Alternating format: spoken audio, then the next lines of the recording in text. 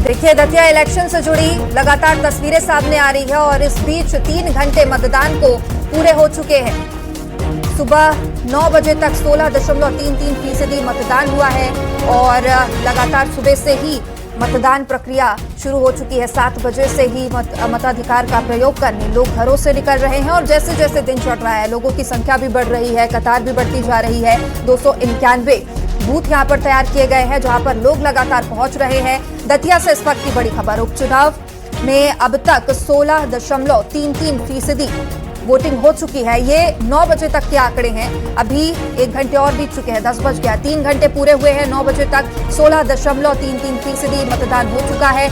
3 अगस्त को काउंटिंग होगी, नतीजे आएंगे, लेकिन उससे पहले मतदाताओं में लगातार उत्साह देखने को मिल रहा है। दतिया में मतदान जारी है। उपचुनाव को लेकर खासा उत्साह लोगों में देखने को मिल रहा है। बीजेपी प्रत्याशी और कांग्रेस प्रत्याशी दोनों ने ही अपने मताधिकार का प्रयोग किया। अब लगातार उनके समर्थक भी निकलकर सामने आ रहे हैं। बीजेपी, कांग्रेस और तमाम जो सियासी दल है उसके कार्यकर्ता सामने आ रहे हैं और अपने मताधिकार का प्रयोग कर रहे हैं। सुबह 9 बजे तक के आंकड़ों की बात करें, 16.33% मतदान हो चुका है।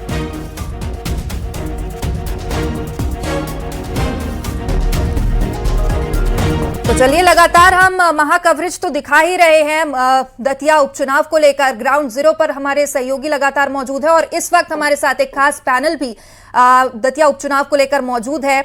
सबसे पहले इंट्रोडक्शन में करा देती हूँ। डॉक्टर प्रेम व्यास, बीजेपी प्रवक्ता, हमारे साथ जुड़े हुए हैं। जितेंद्र मिश्रा, प्रवक्ता कांग्रेस, हमारे साथ जुड़े हुए हैं। नीरज तिवारी, वरिष्ठ पत्रकार, हमारे साथ जुड़े हुए हैं। आप सभी पैनलिस्ट का बहुत स्वागत है न्यूज 18 मध्य प्रदेश छत्तीसगढ़ में। सबसे पहले प्रेम व्यास जी, आप ही का रुख करूंगी।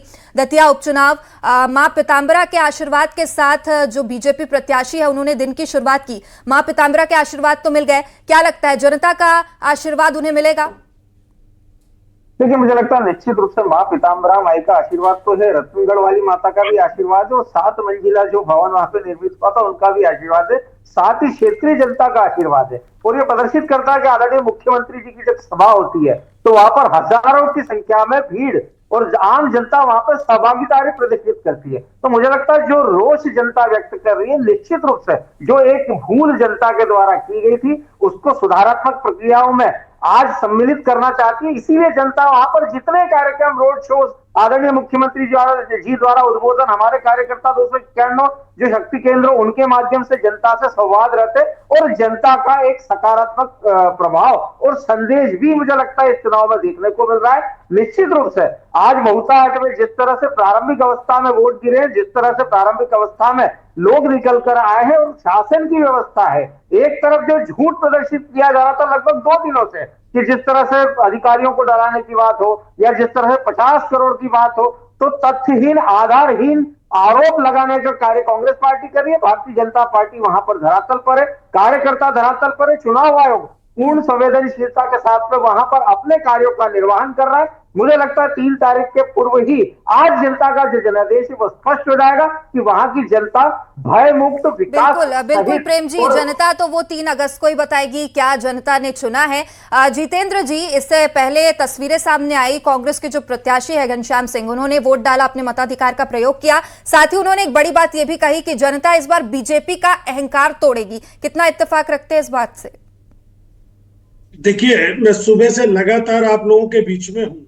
अनेक मतदाताओं की प्रतिक्रिया सुनी, अनेक भारतीय जनता पार्टी के प्रवक्ताओं की प्रतिक्रिया सुनी, भारतीय जनता पार्टी के प्रत्याशी आशुतोष जी की प्रतिक्रिया सुनी।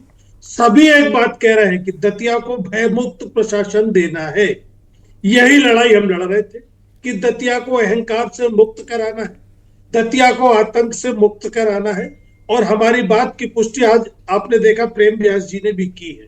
इसमें आतंक किसका था यह समझ में नहीं आ रहा है। आप बताएंगे कि किसके भय से मुक्त कराना है? वो जो समंदर के किनारे मकान न बनाने की सलाह दे रहे थे, उनकी वजह से ही दतिया को आज भयमुक्त प्रशासन देने की जरूरत पड़ रही है। दतिया के मतदाताओं की प्रतिक्रिया भी मैंने सुनी, सबका ये कहना था कि भयमुक्त दतिया चाहिए। भय में किसने डाल रखा था? इसका चुनाव है। इसी तरह की कम वोटिंग, आज 12.94% वोट अगर दतिया में पड़ रहा है, निश्चित तौर पर उदासीन मतदाता है, सरकार के पक्ष में झुकता हुआ दिखाई नहीं दे रहा है ये चुनाव। बिहार में 4.6 और गुजरात में 6.8% अगर 10 बजे तक वोट पड़ता है, बताता है कि इतिहास उठा के देखिए, मुंगावली हो, कोलारस हो, दमोह हो, अटेर हो, या बुधनी हो, या बीजेपुर हो, इसी तरीके से सरकार के खिलाफ जब मतदान होता है वो बिल्कुल निश्चित जितेंद्र तौर जी, पर। ये बात तो आप बिल्कुल ठीक कर रहे हैं। जब मतदान प्रतिशत में बढ़ोतरी होती है, बदलाव जरूर देखने को मिलता है। प्रेम व्यास जी आपका शायद जवाब देना चाह रहे हैं। प्रेम व्यास जी बताइए। देखिए, लगभग 2.5 सालों से वहां विधायक कौन था? भाई मुक्त इसलिए कहा जा रहा, राजेंद्र भारती जी का चुनाव कोर्ट द्वारा निरस्त हुआ है, एमपी एमएलए उनके द्वारा चयनित कोर्ट द्वारा हुआ है, तो जनता समझ रही है। और उसके बाद में जो घनश्याम सिंह जी आरोप लगा रहे हैं, मुझे बताइए कोई भी शिकायत घनश्याम सिंह जी या राजेंद्र भारती जी ने की हो? मतलब किसके समर्थन से वहां पर भय व्याप्त था, किसके समर्थन से? जो घनश्याम सिंह जी आरोप लगा रहे हैं कि वहां पर शराब और युवा जो है वो सट्टे में लगा हुआ है, तो क्षेत्रीय विधायक अगर इस तरह के कृत्यों में शामिल है, तब कहा जाता है कि भय मुक्त वातावरण प्रदेश सरकार वहां पर प्रदत्त करेगी। और निश्चित रूप से भारतीय जनता पार्टी को इसके पूर्व में मिले कई सारे निकाय चुनाव में जो जनादेश मिला वो भारतीय जनता पार्टी के फेवर में। तो घनश्याम सिंह जी पहले ये बताए कि वे किसके राज्य में 2.5 साल में कहां कहां अव्यवस्थाएं व्याप्त थी, और भारतीय जनता पार्टी के शासन में कैसी व्यवस्थाएं, वहां पर मेडिकल कॉलेज हो, वहां पर वेटरनरी कॉलेज हो, वहां पर इंजीनियरिंग कॉलेज हो। आपके समय तो सड़कें और गड्ढे ही दिखा करते थे। 2003 के बाद अब वहां पर कोर्ट भी आ गया भाई, वहां का युवा ये प्रदर्शित कर रहा है, समझ रहा है। तो मुझे लगता है कि भय और भय मुक्त, ये दोनों बातों में जो अंतर है वो आज वहां का युवा भी समझ रहा है, वहां का किसान समझ रहा है कि किसान सम्मान निधि और उन्नत योजनाएं लाने का श्रेय किसको है। वहां का जो क्षेत्र का व्यक्ति वो ये समझ रहा है कि सीता तालाब, राम तालाब में, सागर में सॉरी, जिस तरह का पानी हुआ करता था आदरणीय नरोत्तम जी के समय, वो 2.5 साल में क्यों सूख गया? तो एक तरफ विकास है और एक तरफ विनाश है। अब क्षेत्र की जनता आज अपने मताधिकार का प्रयोग करके ये सिद्ध कर देगी कि विकास किसके अंडर में हो सकता है और विनाश के लिए कौन प्रेरित करता है। चलिए, बिल्कुल आप ठीक कह रहे हैं प्रेम व्यास जी। बीजेपी कांग्रेस दोनों ही भयमुक्त दतिया की बात कहती है, उसको भी आप दोनों से ही मैं समझना चाहूंगी, लौटूंगी आप दोनों के पास। इस वक्त हमारे साथ नीरज तिवारी जी, वरिष्ठ पत्रकार है, वो जुड़े हुए हैं। नीरज जी, दतिया उपचुनाव में अब तक वोटिंग परसेंटेज की बात करें तो 9 बजे तक का आंकड़ा 16% लगभग मतदान हो चुका है। और पिछले 2023 चुनाव में देखा था वोटिंग परसेंटेज में थोड़ी बढ़ोतरी हुई थी, बदलाव इसलिए देखने को मिला था। परंपरागत तौर पर उससे पहले बीजेपी की सीट ये मानी जाती थी, लेकिन फिर कांग्रेस आई। अगर बात करें आज के 2026 की, 2023 और 2026 में कितना बदलाव हुआ है और क्या इस बार जो मुद्दे रहेंगे जनता की तरफ से? जी बिल्कुल, बदलाव तो काफी हद तक हम लोगों ने देखा भी है। और जिस प्रकार से चुनाव प्रचार हो रहा था, सभी जितने भी नेता हैं, चाहे कांग्रेस के हों चाहे भारतीय जनता पार्टी को, उन्होंने बूथ स्तर पे जाके अपने अपने पार्टी का प्रचार किया है। लेकिन विषय यहाँ पर प्रचार से कहीं ज्यादा स्वाभिमान का भी है। जिस प्रकार से 2-3 दिन पहले ये चर्चाएं हो रही थी, कहीं भीतरघात की संभावना जो है वो सच तो नहीं हो जाएगी। लेकिन सबसे महत्वपूर्ण बात यह है कि पुरुषों में जो संभावनाएं दिख रही थी वो कांग्रेस को लाने की दिख रही थी, लेकिन जो महिलाओं में संभावनाएं थी वो बीजेपी के पक्ष में थी। ये जो हम लोगों ने कई रिपोर्टर्स के माध्यम से चर्चा किया और बात करके निष्कर्ष निकाला। दूसरी बात एक और बहुत महत्वपूर्ण हमारे सामने आती है कि वहां पर कुशवा समाज के लगभग 40,000 वोट से ज्यादा है, और दूसरा ब्राह्मण समाज 35,000 वोट से ज्यादा है, यदि हम जातीय समीकरण के अकॉर्डिंग तुलना करें तो। क्योंकि उस बेल्ट में अक्सर जातीय समीकरण की बात हमेशा की जाती रही है। इसलिए हम अभी कुछ नहीं कह सकते कि पूरा किसके पक्ष में जाएगा। अभी हम इतना ही जानते हैं कभी 50-50 का मामला है, किसके पक्ष में जाएगा ये फाइनल निर्णय तो हम लोग 3 तारीख को ही पता चलेगा। लेकिन शाम तक हम लोग काफी हद तक पहुंच जाएंगे कि किसके पक्ष में ये चुनाव जा चुका है। लेकिन परिवर्तन की बात करें तो हमेशा चुनाव मुद्दों से ज्यादा मैनेजमेंट पे हो रहे हैं, तो आज का मैनेजमेंट किसके पक्ष में जाएगा ये ज्यादा महत्वपूर्ण है देखने लायक। बिल्कुल नीरज जी, बिल्कुल ठीक कह रहे हैं आप। जनता विकास के मुद्दों पर वोट करती है और लोकतंत्र में जरूरी नहीं है कि सिर्फ विकास के मुद्दे हो, कभी कभी एक फेस पर, एक चुनाव चिन्ह पर भी वोट होता है, ये भी हमने देखा है। प्रेम व्यास जी, इससे पहले आप बोल रहे थे कि भयमुक्त दतिया बनाने की बात, बीजेपी अक्सर भयमुक्त दतिया बनाने की बात इस पूरे चुनाव प्रचार के दौरान करती दिखाई दी है और हमने तस्वीरें भी इससे पहले देखी। जो चुनाव प्रचार का दौर था पूरा दम लगाया है बीजेपी की तरफ से। आपको लगता है कि जो 2023 में जनता ने जो चुना था कहीं ना कहीं आपके पक्ष में वो रिजल्ट नहीं था, लेकिन इस बार जो 2023 के चुनाव में कमी रह गई थी वो कमी इस बार नहीं रहेगी बीजेपी की तरफ से? जी एक बार प्लीज रिपीट कर दीजिए, शायद बिल्कुल प्रेमव्यास जी, मैं यही कह रही हूँ 2023 के चुनाव में हमने देखा था कि कहीं ना कहीं जो परिणाम था वो जनता बीजेपी के पक्ष में नहीं था। उस बार जो कमी थी, क्या उस कमी को पूरी तरीके से हटा पाई है बीजेपी? लेकिन निश्चित रूप से चुनाव सिर्फ किसी एक फैक्टर पे नहीं होता। मैं आपकी बात से सहमत हूँ है, और दतिया जैसा जो क्षेत्र है वहां पर सभी समाजों का प्रतिनिधित्व है।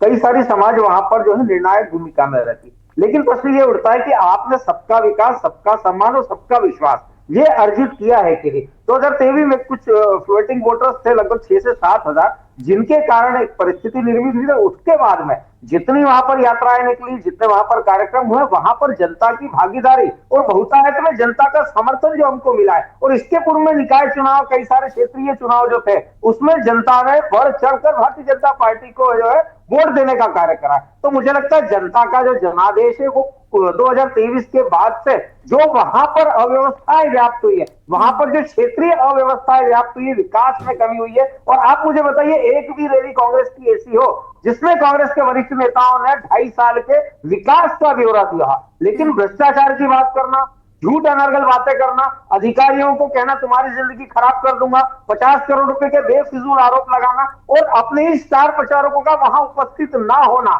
इन चीजों से कांग्रेस वहां पर जूझ रही थी। क्षेत्र की जनता ये देख रही थी। क्षेत्र की जनता एक स्थिर विधायक और स्थिर सरकार चाहती है। वह सरकार चाहती जो उनके हितों को संरक्षित करते हुए भविष्य को सुदृढ़ करे, वर्तमान की सुदृढ़ योजना बनाए। और पूर्व में सरकार क्या कर चुकी है, इसलिए मैंने कहा कि सिर्फ एक चुनाव से मूल्यांकन नहीं होता। निश्चित रूप से अभी जो वर्तमान परिस्थितियां हैं उसके अनुसार क्षेत्र की जनता पूर्ण रूप से, और इसीलिए मैंने कहा वहां मेडिकल कॉलेज 2003 के पूर्व की बात करिए, आप वेटरनरी कॉलेजेस की बात करिए, वहां पर इंफ्रास्ट्रक्चर डेवलपमेंट्स की बात करिए, वहां पर सांस्कृतिक विकास की बात करिए, वहां पर 7 मंजिला पर्यटन स्थल जहां पर आज पर्यटक आने लगे उसको पोर्ट से जोड़ा गया है ताकि पूरा प्रदेश और देश से वो जुड़ सके। तो आज इन परिस्थितियों में वहां का युवा वोटर ये समझ रहा है कि मेरी शिक्षा की व्यवस्था किसने करी, वहां का किसान ये समझ रहा है कि सिंचाई क्षेत्र में व्यवस्थाएं किसने करी थी। प्रेमव्यास जी, तो 2023 में भी तो जो जितने भी वोटर थे, चाहे महिला हो युवा हो, ये बात समझते थे, फिर आखिर उन्होंने बदलाव क्यों चुना था और इस बार क्यों फिर बदलाव चुनेंगे?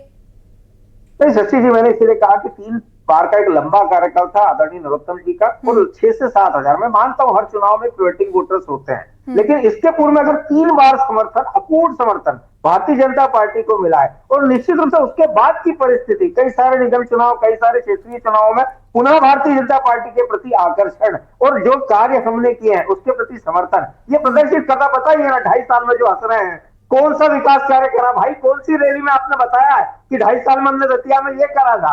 अब बताइए, आपने जो लेटर जारी करा है आपके। बिल्कुल प्रेमव्यास जी, इसका जवाब जितेंद्र जी से ही ले लेते हैं। जितेंद्र जी बताइए, इतने सारे सवाल दाग दिए हैं प्रेमव्यास जी ने। देखिए, निश्चित तौर पर जितनी बातें विकास की गई ये नरोत्तम मिश्रा जी के खाते में जाती है। फिर नरोत्तम जी को टिकट क्यों नहीं दिया, ये सवाल उठता है कि नहीं उठता? विकास की गंगा बहा दी, समंदर के किनारे मकान बनाने से भी रोक दिया, इसके बाद भी आपने टिकट नहीं दिया, इसका मतलब आप झूठ बोल रहे हैं। देखिए, दतिया के चुनाव को लेकर विश्लेषण करें तो विकास पर अहंकार भारी था, आतंक भारी था, जिसको लेके आशुतोष जी लगातार इशारा कर रहे हैं दतिया की जनता से कि भयमुक्त प्रशासन देंगे। बस इसी वजह से नकारात्मक रिपोर्ट आई, नरोत्तम जी के जीतने की संभावना नहीं थी, पार्टी के सर्वे में आया और टिकट काट दिया गया। नरोत्तम मिश्रा जी के जो कार्यशैली है वो आपने देखी, किस तरीके से रात भर एम्बुलेंस खड़ी रही, किस तरीके से हाईवे जाम रहे, किस तरीके से अधिकारियों को चेतावनी दी गई कि मैं अच्छाई भी याद रखता हूं, बुराई भी याद रखता हूं। ये सारी चीजें बता रही हैं कि भारतीय जनता पार्टी का निर्णय सही था। दतिया से आतंक खत्म करने के लिए उन्होंने प्रत्याशी बदला है। और एक बात और सुनिए, जो अभी तक मतदान प्रतिशत है वो बता रहा है कि भारतीय जनता पार्टी के पक्ष में तो स्थिति नहीं। यही मतदान हमने मुंगरौली उपचुनाव कोलारस में देखा था, दमोह चुनाव, अटेर उपचुनाव में देखा था, और यही स्थिति बीजेपुर में दिखाई दे रही थी। भारतीय जनता पार्टी लाख दावे करे, लेकिन मतदाता स्पष्ट कह रहा है, बल्कि मैं उस शब्द का उपयोग भी कर दूं, उन्होंने कहा है कि दतिया को गुंडागर्दी से मुक्त रखना ये यहाँ की जिम्मेदारी है। आप अंदाजा लगाइए चुनाव किस तरह जा रहा है। मुझे कुछ कहने की जरूरत नहीं है, सिर्फ इतना कहना है कि भारतीय जनता पार्टी के सारे दावे झूठे साबित हो गए, और वहां पर कांग्रेस की तक चुनाव जा रहा है, कांग्रेस की तरफ झुकता हुआ जा रहा है। वोटिंग से पहले भी मैंने इशारा किया था कि कहीं ना कहीं का चुनाव परिणाम घोषित कर चुका है, सिर्फ रस्म अदायगी हो रही है। आप देखिए 10 बजने को आ गया, 12.9। जितेंद्र जी, बहुत बहुत बड़ी बात आपने कह दी है। अभी से आप जीत का दावा कर रहे हैं, शुरुआत से ही कांग्रेस कर रही है, बीजेपी भी कर रही है। और एक और अहम बात, आपने आतंक को लेकर जो एक बड़ा दावा किया है, उसका भी जवाब मैं लूंगी प्रेम व्यास जी से। इससे पहले नीरज जी, आपसे मैं जानना चाहूंगी एक बात। यहाँ पर टिकट कटने को लेकर चूंकि उठी है, और हर बार जब टिकट कहीं और मिलता है, कुछ समर्थक होते हैं, नाराजगी अक्सर देखने को मिलती है, दोनों ही पार्टियों में नजर आती है। इस बार भी कांग्रेस में भी ये नाराजगी देखने को मिली। लेकिन जो बीजेपी की स्थिति थी, नरोत्तम मिश्रा को टिकट नहीं मिला, उसके बाद जो व्यापक तौर पर लोगों का गुस्सा, समर्थकों का गुस्सा था, क्या उसका असर इस बार चुनाव में देखने को मिल सकता है? बीजेपी के ऊपर क्या ये भारी पड़ सकता है? जी बिल्कुल, जिस प्रकार से हम लोगों ने देखा कि नरोत्तम मिश्रा जी का टिकट कटने के एक कारण नहीं होते। जिस प्रकार से पिछले कई चुनावों का ग्राफ यदि देखा जाए, तो वोट परसेंटेज नरोत्तम मिश्रा जी के नाम पर कम होता हुआ दिखाई दिया था। बीजेपी ने सर्वे कराया होगा, उस सर्वे के आधार पर जो भी नाम सामने आए, तो उस पर उन्होंने अपनी मुहर लगाई, उसी वजह से टिकट कट गया उनका। अब रही दूसरी बात कि लोगों के मन में एक भावनात्मक कनेक्टिविटी नरोत्तम मिश्रा के प्रति बिल्कुल थी, इसको हम नकार नहीं सकते। उनके कार्यकर्ताओं में एक अटूट जो रिश्ता है, वो रिश्ता हम लोगों ने रोडों पर देखा, इसको भी हम नकार नहीं सकते। लेकिन रही बात रिजल्ट की, जो हम लोग चर्चा कर रहे हैं कि रिजल्ट क्या हो सकता है, इस पे तो हम फाइनल निर्णय नहीं बता सकते क्या हो सकता, क्योंकि हम लोग तो कुछ कह नहीं सकते, लेकिन एक संभावना जरूर लगा सकते हैं। जिस प्रकार से कल्लू कुशवा कांड का एक मामला सामने आया था, हम लोगों ने बड़ी चर्चा हुई थी उस मुद्दे को लेकर के। कल शायद बीते रात उनकी पत्नी ने एक भावनात्मक अपील भी की है, तो क्या कुशवा समाज किसकी तरफ मूव करेगा, ये भी देखने को मिल सकता है। लेकिन दिलचस्प बात यह है कि यह चुनाव आज की डेट में बहुत हाई प्रोफाइल हो गया है और बहुत कांटे की टक्कर है। कौन जीतेगा कौन हारेगा, इसका निर्णय तो 3 तारीख को होगा। बिल्कुल नीरज जी, बिल्कुल ठीक बात कही है आपने। और एक बात और सच कही कि जनता है, जनता के हाथ में सब कुछ होता है, लास्ट मोमेंट में भी परिवर्तन देखने को मिलता है। और जनता बहुत स्मार्ट है, अपने मन की बात हमेशा दबाए रखती है। प्रेम व्यास जी, जितेंद्र मिश्रा जी ने एक बहुत बड़ी चीज कही थी इससे पहले, आतंक की जो रिपोर्ट थी नरोत्तम मिश्रा की, उसी की वजह से टिकट कटी है, उनका ये कहना है। तो क्या ये सच है? नहीं, अभी जो मैंने पूर्व में प्रश्न करे थे कि विकास को लेकर 2.5 वर्षों का कोई भी खाका कांग्रेस के किसी भी नेता ने किसी भी पक्ष से रखा हो तो बता दीजिए, नहीं बता पाए, क्योंकि विकास नहीं करा ना। आतंक कौन फैला रहा था?